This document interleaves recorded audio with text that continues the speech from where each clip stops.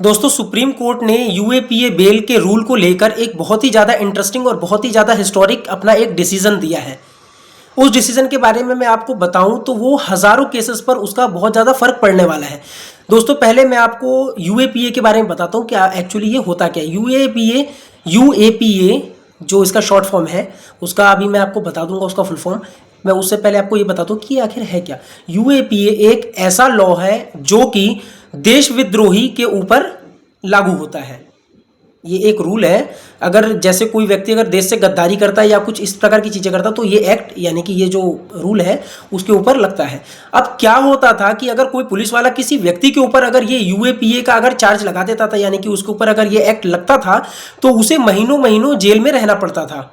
ठीक है, अब जेल में रहने के बाद क्या होता है कि चार्जशीट इसमें जो फाइल होती है 180 दिन का टाइम होता है, यानी कि इसके अंदर जो चार्जशीट फाइल करना होता है वो 180 दिन के भीतर पुलिस वालों को फाइल करना होता है। लेकिन अब क्या है दोस्तों कि सुप्रीम कोर्ट ने एक बड़ा डिसीजन दिया है जिसका जो टाइटल मैं आपको पढ़ के एक बार बता दे रहा हूं, एक्चुअली मुझे वैसे याद नहीं है, जिसका टाइटल है bail is the rule and jail is exceptions.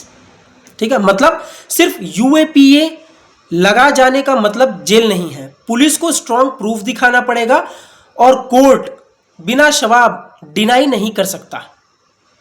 ठीक है दोस्तों, और इस डिसीजन का फायदा उन लोगों पर ज्यादा होगा जिन पर यूएपीए का मिसयूज हो रहा है।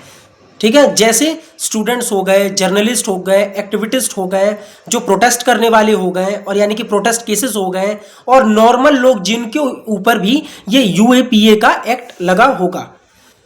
और दोस्तों अब मैं आपसे एक सवाल पूछता हूं कि क्या ये डिसीजन इंडिया के लिए सही है?